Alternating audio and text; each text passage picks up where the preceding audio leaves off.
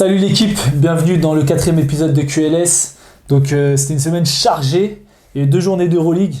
Je vous cache pas, ça fait 18 matchs à regarder, j'ai pas regardé tous les matchs. Bref, pas regardé tous les matchs. On a regardé franchement je pense 14 des 18 matchs, un truc comme ça.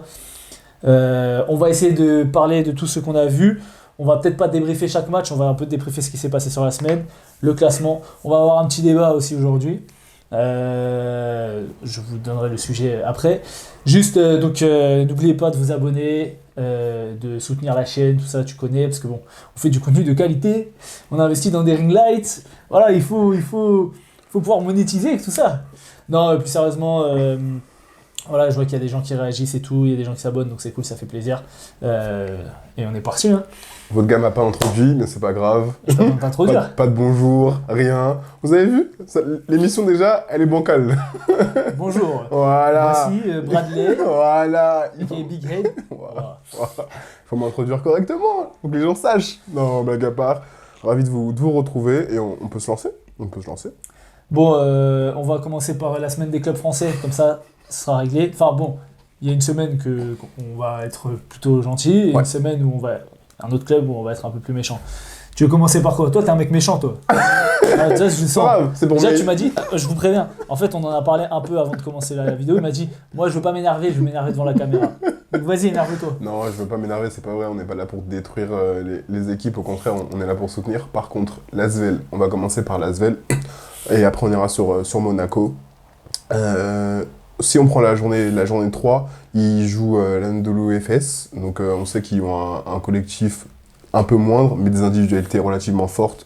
Will Kelburn, Scotty rien du tout, pardon, excusez-moi, Shane Larkin.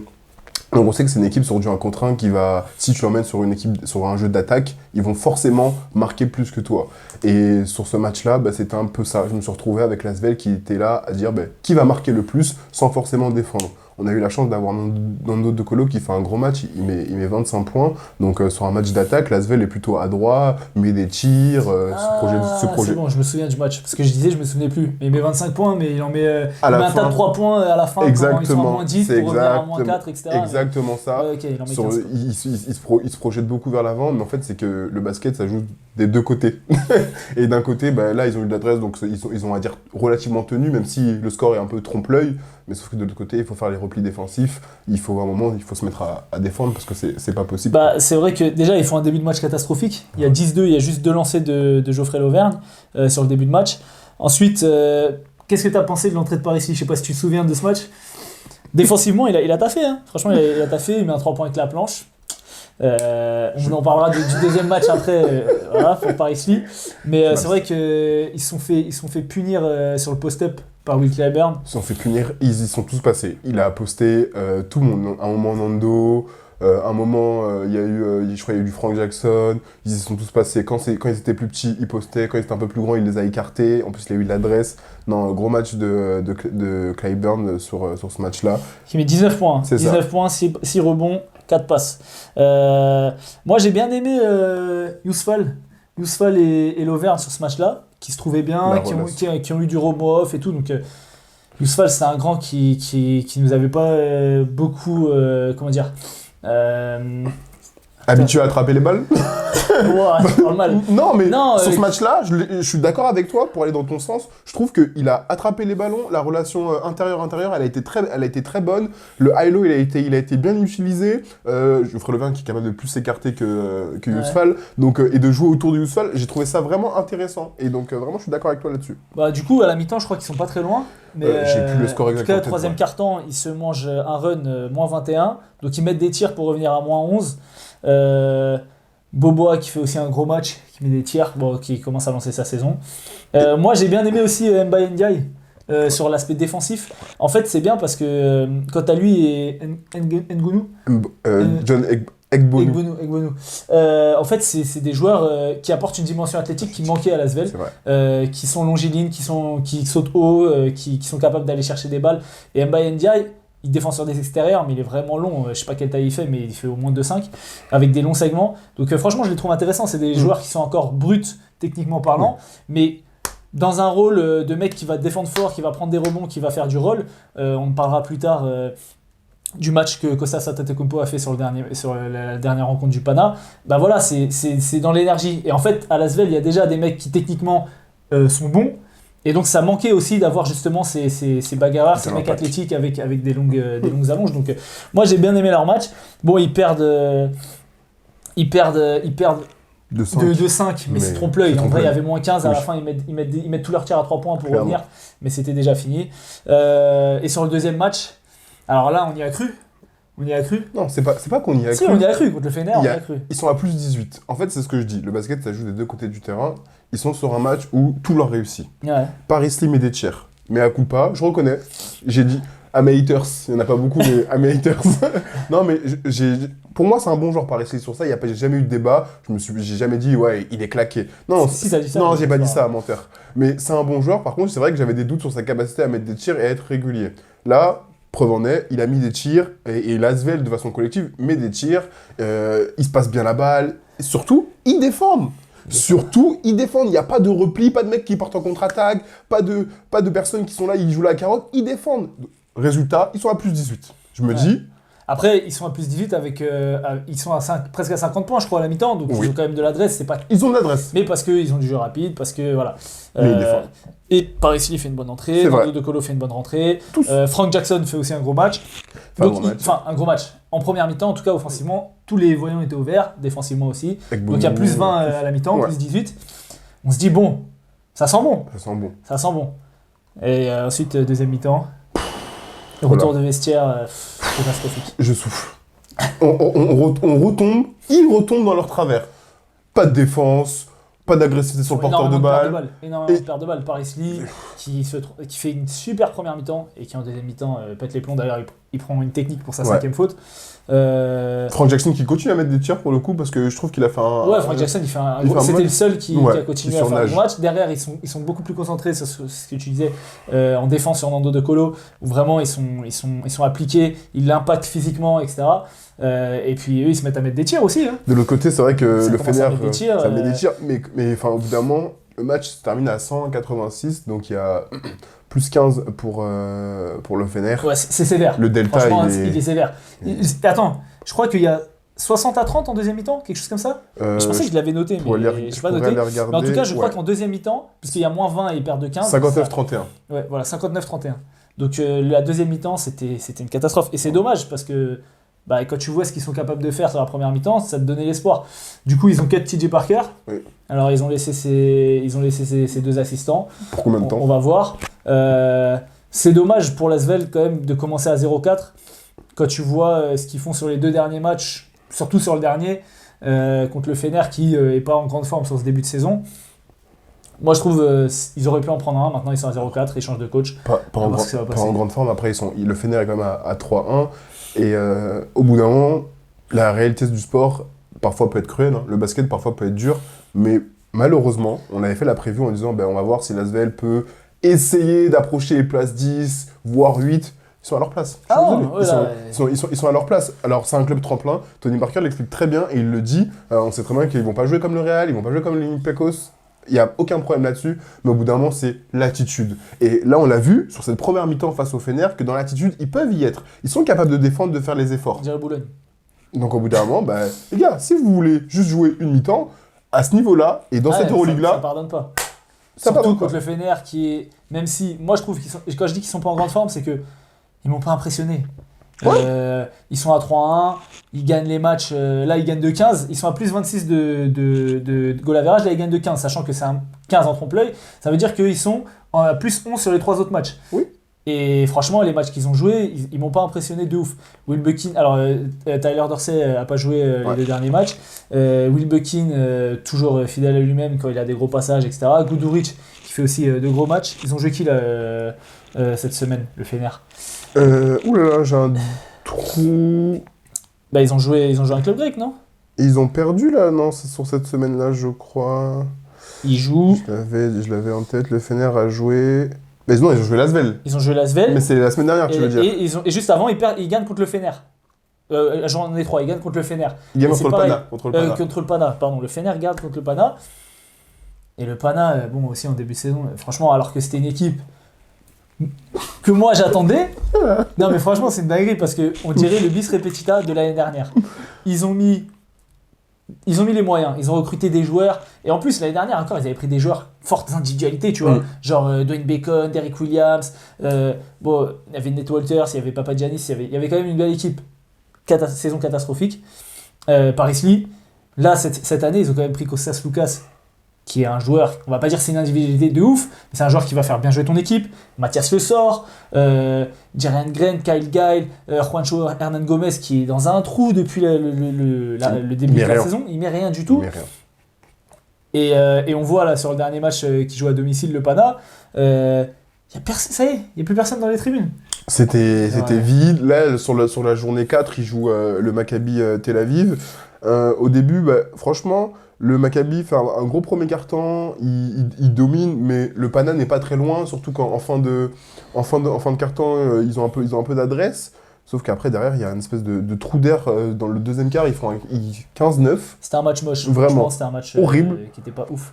Lorenzo Brown, c'est surtout Bonzi Colson. Ouais. Bonzi Colson, lui, début de saison, valeur sûre, il plante, il drive, il met ses petits tirs à mi-distance et tout. C'est vrai qu'il manque toujours Wade Baldwin. Ils ont une adresse de fou malade quand même, le Maccabi, parce que Tamir Blatt il met, Di Bartolomeo il allume aussi. Enfin, tout le monde mettait des tirs à 3 points, c'était abusé.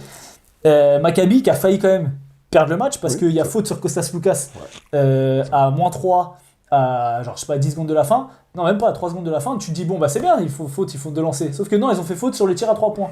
Donc en général, quand vous êtes à +3 et qu'il reste et que vous êtes dans la pénalité, faites faute, comme ça vous êtes sûr de ne pas partir en prolongation. Heureusement Kostas Lukas en rate un. Derrière il sauve les fesses. On va revenir sur les clubs français parce qu'on a fini sur Monaco. Clairement, on a fini sur Asvel, je pense. C'est bon. On a fini sur Asvel, à voir ce qui va se passer sur la suite. Même le relais a fini sur l'Asvel. Du coup le Monaco. Alors trajectoire opposée. Enfin enfin un peu de bonheur. Non, Monaco, moi j'ai aimé leur réaction d'orgueil, c'est ce qu'on disait. Sur les premiers matchs de Monaco, ce qui me manquait, c'était la dureté physique, c'était le côté athlétique auquel ils nous avaient habitués avec John Brown, avec Donta Hall. Ce que je disais la dernière fois, je disais, mais je trouve que le match de Donta Hall, j'avais moins aimé parce que je l'ai pas retrouvé. Et Ozan me disait, mais en même temps, c'est parce qu'on n'attend pas de lui qui mette 30 points. Je disais non, mais c'est pas sur ça qu'on l'attend. C'est cette dureté auquel ils nous avaient habitués toute la saison. Même les matchs où ils avaient du mal à mettre dedans, ils étaient durs, ils étaient physiques. Et c'était assez compliqué de les jouer. Après, il y a des grosses équipes de Euroleague qui dominaient. Et là, j'ai retrouvé ça sur ces deux matchs-là. Bon, même si l'Alba Berlin, c'est une équipe plus faible. Qui est dernière avec l'Asvel de Bien sûr. Donc sur le deuxième match. Et encore, ils font un match caca, hein, parce qu'ils les laissent à 10 points, 7 points. C'est pas un match caca, mais voilà, ils tuent pas le match, je suis d'accord. Le match contre l'Étoile Rouge. Alors, il commence, il y a Giedraitis qui rate pas un tir, il met 4 tirs à 3 points dans le premier quart-temps. Mike James, sur son lancer du début de saison, il est partout, il met des tirs, il crée pour les autres, il défend.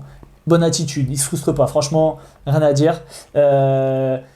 Alpha Diallo et j'ai noté qu'Alpha Diallo et Yacouba Ouattara, justement dans l'impact physique, dans ce que tu disais, tu veux parler de qui? Non, vas-y, je suis d'accord avec toi. Alpha Diallo et Yacouba Ouattara qui mettent une grosse défense sur les ailiers sur les extérieurs de l'Étoile Rouge, ça paye. Teodosic, monstrueux, franchement ce mec-là, c'est le basket, mais il a sa troisième faute au deuxième quart, ça le coupe dans le rythme. Ça le coupe. Mais pour rebondir sur ce que tu disais sur Ouattara et qui mettent de la pression défensive, mais c'est surtout dans la création de Mike James de l'autre côté, ils mettent des tirs. Ah oui. Ils commencent enfin à mettre des tirs parce que sur les deux premiers matchs, Mike James, il met des tirs, il drive, ça sort fort sur lui, il kick, sauf que c'est des briques derrière. Là, ils mettent des tirs, ça tombe dedans, comme face à l'Alba Berlin, ça tombe dedans, donc forcément, Monaco a tout de suite un autre visage parce que tu dois défendre son Mike James qui est un poison tellement il est fort en ce moment. Blossom Game est bien sur l'adresse. Il met dedans. Là, t'as Ilokobo qui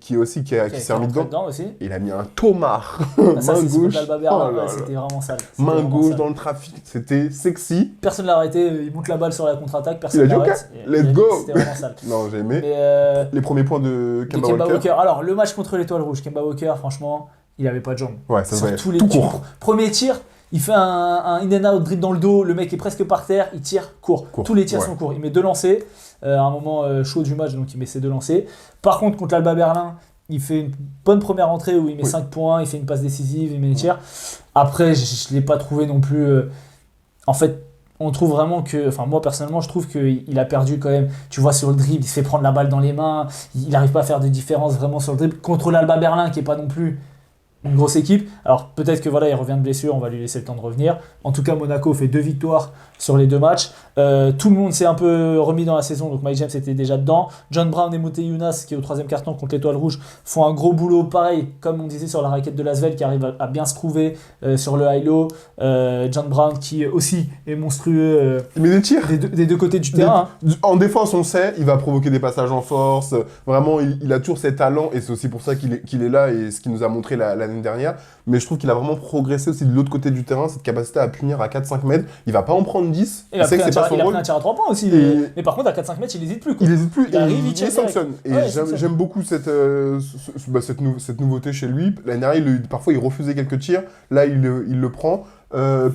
Peter Corneli qui met 3 tirs à 3 points exactement. Sur Berlin 3 d'affilée. Heureusement, parce que franchement, contre Berlin, c'est une équipe contre qui ils doivent mettre 30 poins, oui. Mais à chaque fois, ils laissent revenir. En fait, ils font un écart, ils passent à 15, et puis après, ça passe sous les écrans sur Matt Thomas, on le laisse tirer. Enfin bref, c'est dommage. Par contre, sur le match contre l'Étoile Rouge, Monaco, moi j'ai trouvé à jouer au basket. Ouais. Il y a eu de la fixation, il y a eu des renversements, il y a eu de l'extra-pass, il y a eu du jeu à l'intérieur. C'était basket, quoi. Ce qui était pas la marque de fabrique de Monaco, et donc ça, j'ai trouvé ça vraiment bien, et ils ont eu l'intelligence quand même de cibler Milos Teodosic en défense, qui déjà n'est pas un gros défenseur, et qui en plus de ça, avait déjà 3 fautes au début de la deuxième mi-temps, et ça a payé.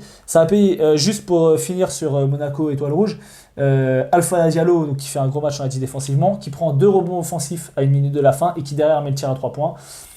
Pas encore parmi les meilleurs ailiers d'Europe, mais gros match. Voilà, quand il joue, de toute façon, c'est un joueur, c'est un glue guy. Quand il joue à ce niveau-là, qui défend dur, qui va mettre ses tirs, qui va jouer de la transition, Monaco est une autre équipe, forcément. Mais c'est pas, voilà, on n'en est pas encore, on n'en est pas à Gershon ou à Mirotic, dont on va parler. Alors, quel autre match il y avait sur gros autres matchs? Bon, moi je veux parler du Real. Oui, c'est ce que j'allais dire. On va parler du Real. On parlait de Gershon, parler du Real. Ouais, parce que là c'est pas trop Gershon dont on va parler. Oui. On va parler du Real. On va parler de mon gars. El Facu. Facundo Campas. Oh là là. C'est vraiment, mais c'est vraiment tout ce que Ozan n'est pas. Ouais, c'est exactement comme moi. Numéro 7, petit, costaud, vision du jeu, tout ça. En fait, oh là là, lecture que des choix. C'est le joueur que tu n'es pas, tu rêverais d'être parce il gère le rythme. Quand il doit accélérer, il accélère. Il est capable de sanctionner de loin. Bon, j'avoue, ça, t'es capable de le faire. Mais sur ce match-là, c'était impressionnant cette capacité d'alternance entre là, je kick, là, je tire. Il n'avait aucune solution. Kaunas n'avait pas de solution pour arrêter Facundo Campazzo. Il va trop vite, il lit trop bien, il voit avant tout le monde. Non, c'était trop. Franchement, Enfin, Kaunas, il n'y a personne qui a eu de solution pour l'instant pour arrêter Facundo Campazzo. Je pense qu'il est pas loin d'être un double-double de moyenne. Là, il a fait un double-double sur le dernier match. Il fait 12 et 10. 12 et 10 ou 12 et 11, c'est ça, ouais. En jouant 20 minutes, je pense. Franchement, c'est monstrueux. La relation avec Gabriel Deck. Alors, ils sont non, mais... Avec Poirier, avec Gabriel Deck, avec Tavares. Mais la relation sur le match avec Gabriel Deck, elle était incroyable parce qu'en fait, il se trouvait les yeux fermés, des backdoors. C'est un mec qui a déjà joué avec eux. Wow. Et tu vois, par exemple, quand Deck il coupe dans la ligne de fond et que le mec regarde pas la balle, il la jette par-dessus, Deck il le tient. Et c'est ce que Mirotic fait aussi, fait souvent de se mettre derrière son joueur. Mais Campazzo, et ce qu'ils font avec Vincent Poirier, mais ça, c'est pas que Campazzo qui le font aussi. Où Poirier vient faire une feinte de poser l'écran, part dans le backdoor, alley-hoop. Main gauche derrière la tête là, c'était sale. Rodriguez, tout le monde lui envoie. Non, le Real ça joue très très bien, comme on l'a dit depuis le début de saison, ça joue bien, c'est costaud à tous les postes. Et le banc quand il rentre, même quand ils sont un peu en galère sur le 5, le banc qui rentre, il met toujours les 3 Espagnols ensemble. Et ça joue, les 3 Espagnols, un Français. Chacho, Loul, après et Zonia qui arrive. Non, le Real franchement, vraiment relou. Très costaud. Relou. Ils ont joué qui sur le dernier match là? Milan. Ils jouent Milan. Alors Mirotic qui fait un gros match aussi. Oui. Une grosse première mi-temps. Oui. En deuxième mi-temps, un peu moins. Un peu moins, mais restons sur le Real juste 5 secondes parce qu'ils jouent Milan. Et on parlait des Espagnols. Et moi, j'ai une question. Quand est-ce que Sergio Llull va prendre sa retraite? Parce que jouer à ce niveau... le match qu'il fait contre Milan, là. Oh là là. Jouer à ce niveau-là, en fait, il faut voir la qualité des tirs et les tirs qu'il prend. Non, mais c'est pas la qualité, c'est la qualité. La non-qualité. Non, mais oui. Des tirs catastrophiques. Sur une jambe, des filoches. Des tirs derrière des écrans, je me dis, mais ça, c'est pas des bons tirs. Au basket, il des filoches. Et il met 20 points, je crois, ou 19 de mémoire. Franchement, Non, c'était Sergio hardcore. Llull, on est fatigué. Sergio Llull, il met On est fatigué. 19. Il On met dit- 19 en 21 minutes. On est Et, fatigué. non, franchement, c'était trop. Mais ils taffent tous. Il n'y a que Sergio Rodriguez qui est un peu en dessous. Chacho, oui, mais. Et Deck, parce qu'il y a Boussé. Alors, Gershon a été un peu moins en vue sur les trucs, mais il gagne les 2 matchs de 20, 25. Franchement, tout le monde ne peut pas toujours taffer. Et le match, au début, c'est jusqu'à la première mi-temps, si je dis pas de bêtises, c'est plutôt serré. Parce que le premier quart-temps, c'est vraiment Milan qui le domine un petit peu, le Real qui est un peu à la traîne. Deuxième quart-temps, le Real se rattrape, donc c'est plutôt serré, sauf que entre le troisième et le quatrième quart, et surtout dans le quatrième quart, le Real a accéléré, et derrière, Milan n'a jamais réussi à s'en remettre. Ils ont accéléré par, à votre avis, qui? Facundo Campazzo. Qui était un peu énervé sur ce match-là, je sais pas ce qu'il Il avait. s'est un peu fâché, parce qu'en fait, il y a eu des fautes parfois qui étaient... Ouais, mais lui, il abuse aussi. T'as Non, vu, mais- je l'aime, hein. Oui, Mais il abuse. mais... Genre, il va mettre des coups, comme quand il fait Le coup l'offensive sur d'épaule. Chevron Shield. Après, il regarde en mode j'ai rien fait. Arrête. Il met un coup d'épaule, C'est- après il met un layup, on l'a dit quand même, faut faire doucement. Mais encore une fois, dans la gestion du rythme, vraiment avoir un meneur qui est capable de gérer le rythme de cette façon-là et avoir des tueurs à gages, parce que le Real, ils ont des tueurs à gages, au bout d'un moment, ça finit par payer. Ils sont dans la lignée de leur début de saison. Le Real tire à 40, sur le match contre Milan, il tire à 43% à 3 points contre 21% pour Milan et 56 en global contre 45 pour Milan. Donc c'est difficile de. Puis le Real, c'est. Alors, puisqu'on est sur le Real, Ouais. moi, il y a une question que je me posais, donc le débat. Est-ce qu'aujourd'hui Vincent Poirier est meilleur que Eddie Tavares? Alors, moi, j'ai pour l'instant du mal à me positionner sur cette question. Ça dépend de comment tu joues et de ce que tu attends. C'est pas les mêmes qualités. Pour moi, Tavares a des très bonnes mains en attaque. Il est capable de mettre des fois des petits flotteurs à 2-3 mètres, mais le talent offensif de Vincent Poirier est supérieur. Ben, Vincent Poirier est capable aussi. Et oui, c'est ça. Ouais. Le talent offensif de Vincent Poirier, pour moi, est nettement supérieur. Mais par contre, c'est vrai que de l'autre côté, en défense, Tavares va t'apporter quelque chose, peut-être que Vincent Poirier n'a pas déjà en Ouais, termes mais- de taille. Oui, et en termes de taille. J'ai pas fini. C'est tout. Et en termes de dissuasion également. C'est-à-dire que dans la raquette, quand tu vas et qu'il y a Tavares, tu t'attaques pas de la même façon que quand il y a Vincent Ok. Poirier. Donc t'as regardé, je pense, tous les matchs du Real depuis le début de Ouais. saison. Est-ce que t'as vu le nombre de contres que Vincent Poirier met, le nombre de dissuasions? Il est aussi dissuasif pour moi que Tavares. D'autant que Tavares, depuis le début de saison, il est un peu en problème de faute. Ouais. Il n'est pas hyper dominant, C'est vrai. il n'y a pas besoin. Mais moi, quand je vois Poirier qui rentre, on le voit quoi. Il est sur tous les rebonds, il met des contres, il court, il met des dunks, des alley-oops et tout. Alors sur le début de saison, Tavares est un peu en dessous. Donc il était MVP du Final Four l'année dernière. Moi, je pense que Vincent Poirier, en fait, quand t'as les deux, c'est un peu comme à l'Olympiakos où t'as Moussoul et Milutinov, Le 9. t'as 2 top pivots Euroleague. C'est compliqué. Mais Poirier, pour moi, commence on pourrait se dire, Vincent Poirier pourrait être pivot titulaire et mettre Tavares sur le banc, quoi. Clairement, Après, au Real, ils aiment bien. c'est ce que couper un j'allais peu dire. tout. C'est ce que j'allais dire. Après, c'est parce qu'il joue au Real. Vincent Poirier est dans une autre équipe de Euroleague. Pour moi, c'est un poteau 5 titulaire. Ah, bien sûr, C'est- tu mets à Lasvel, il est C'est- titulaire. Ah bah, en même temps. Bref, on a fini les clubs français, je vais pas revenir dessus. Mais oui, Vincent Poirier, c'est clairement un titulaire. Après, au Real, on sait c'est aussi la concurrence et c'est aussi pour ça qu'ils dominent parce qu'ils ont des top players Ouais. qui sortent du banc. Souvent, on rigole avec Ozan, on dit mais Fabien Causer, on le voit pas trop. Il a pas joué. Il a pas joué. Contre, Sauf que Milan. le match d'avant, il a mis peut-être 18 points et là 18 maintenant il joue pas. Enfin, au bout d'un moment, les mecs, ils ont cette capacité à avoir des top players qui peuvent faire la différence quand ils rentrent. Voilà, pour l'instant, j'avoue, je donne l'avantage à Vincent Poirier sur ce début de saison, je suis d'accord avec toi. Il prend des rebonds, après c'est un ancien meilleur rebondeur, hein. Quand il était à Vitoria, si je dis pas de bêtises, il a gagné le titre de meilleur rebondeur de la saison, donc... Non, mais c'est pas un petit joueur. Et c'est voilà. Mais c'est vrai que quand tu compares au début la hiérarchie qu'il y avait Oui. entre Tavares et lui, aujourd'hui la hiérarchie elle est plus si claire. En tout Oui. cas sur le début de saison Je suis qu'il est en d'accord. train de faire, la hiérarchie elle est plus si claire. Pour rester sur les clubs espagnols, donc Real premier ex-aequo avec le Barça, 4-0, pas de défaite. Le Barça, Mais à coup pas encore. Hein. Enfin, mais à coup pas, non, pas vraiment. En fait, j'ai dit que le il y a Barça... des choses à dire sur Oui, le Barça. le Barça, je disais que pour moi, c'était une top équipe et que j'avais juste hâte de voir la saison, mais surtout au niveau des playoffs, parce que ça a toujours été une bonne équipe en saison. Ils ont perdu Mirotic, hein, mais ça a toujours été une bonne équipe. Ils ont toujours su trouver des ressources. Et souvent, quand j'arrivais en playoffs, je restais sur ma faim en me disant, mais là, ils gagnent pas parce que sur un match précis, ils n'arrivent pas à avoir de l'adresse, ils n'arrivent pas à être percutants. Sauf que là, vraiment, sur le début de saison, ils sont intraitables. Ils sont intraitables. Ouais, contre le Partizan fait beaucoup de pertes de balles. Le Barça a de l'adresse à la fin de match. La Provitola qui met des gros tirs. Jokubaitis qui fait pas un match de ouf contre le Partizan, qui fait un meilleur match sur le deuxième match. Voilà, non mais il faut le dire.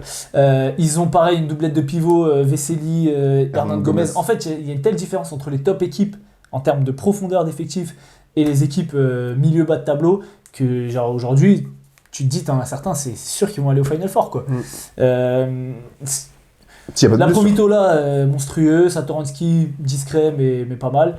Satoransky, en fait, pour l'instant, depuis le début de saison, il est plutôt discret, même s'il a eu des sorties. Mais tu vois, encore une fois. Par contre, vas-y. Mais en fait, ce qui est intéressant, c'est que Jabari Parker, il fait 9-11. Voilà. Tu vois, il fait 9 points, 11 rebonds. C'est-à-dire que derrière, il y a Hernan Gomez qui te bousille, qui prend des rebonds. T'as Vesely qui te bousille, qui prend des rebonds. T'as sur le poste 4, t'as Jabari Parker. Mais Jabari Parker, qui commence à trouver son rythme. Là, sur le deuxième match, là.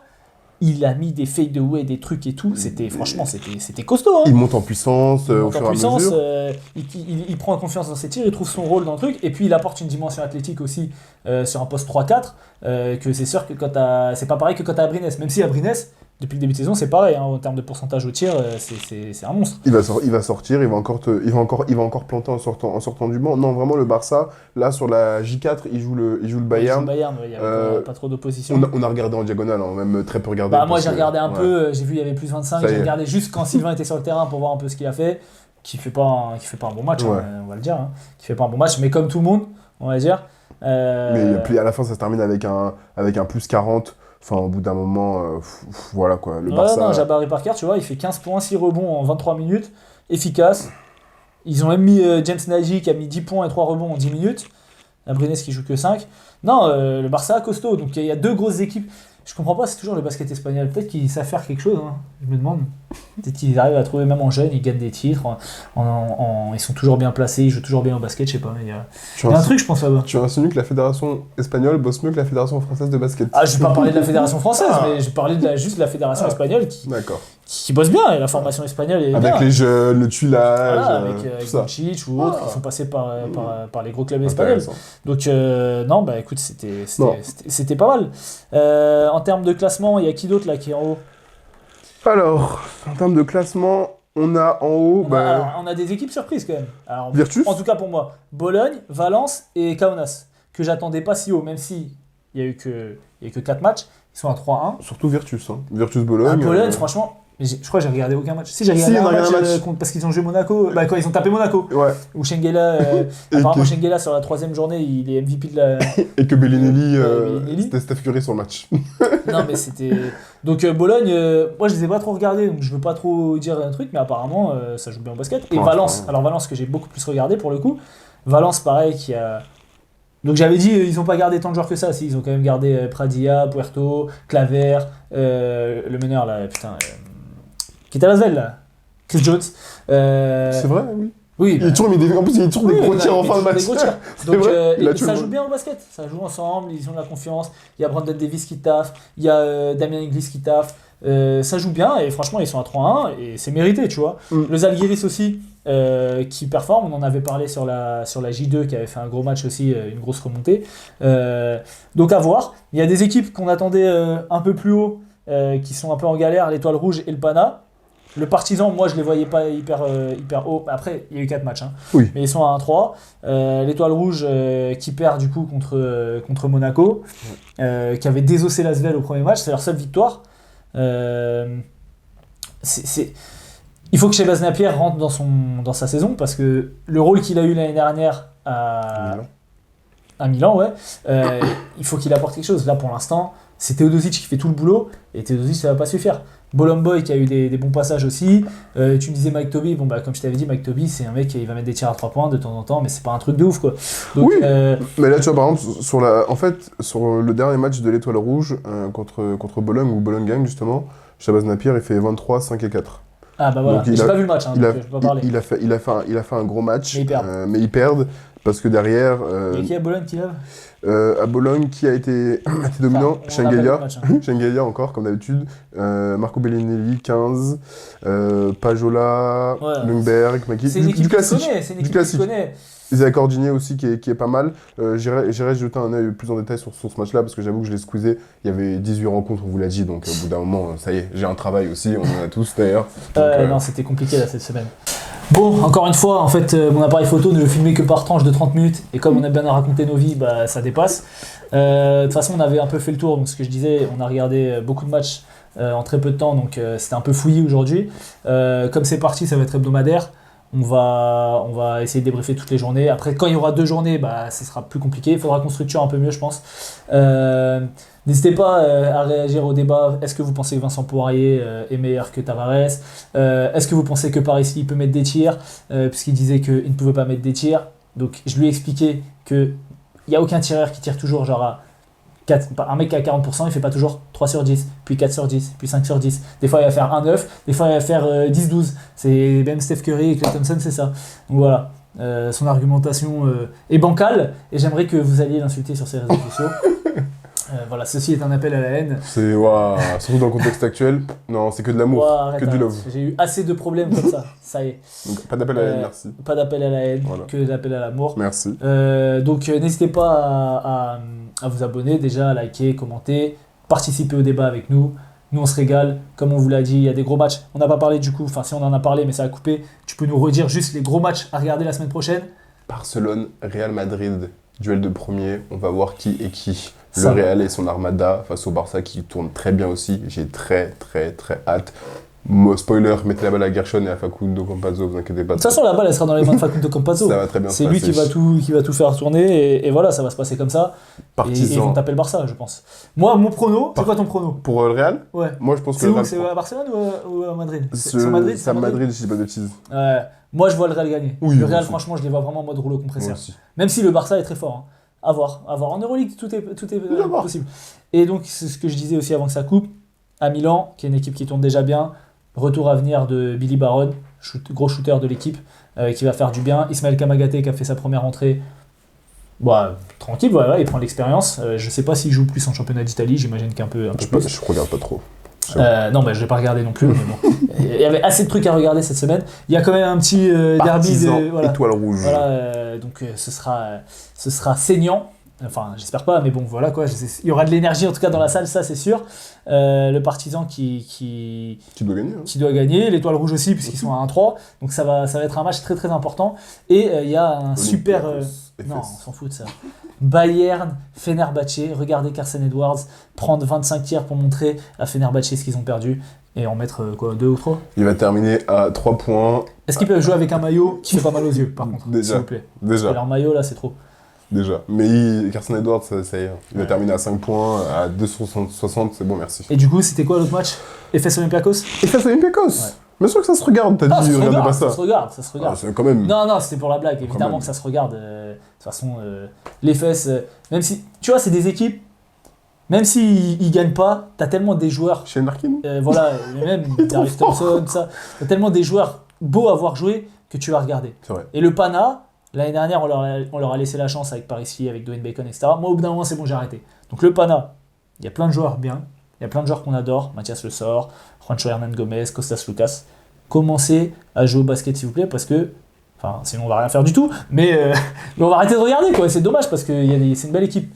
Donc voilà. Shane Larkin, regardez l'analyse que Ozan a Ouais, faite j'ai sur fait ses une analyse réseaux. sur Shane Larkin, franchement. La lecture de jeu et la vitesse, Non, c'est trop. exceptionnel. C'est exceptionnel. Allez voir ça sur mes réseaux, Osfit. Sur ce, à la semaine prochaine pour un débrief du Classico. Toi, t'as dit Real aussi? Ok. Allez, je vous dis à la semaine prochaine. Ciao. Choula, t'as mon gars, Paris Lee.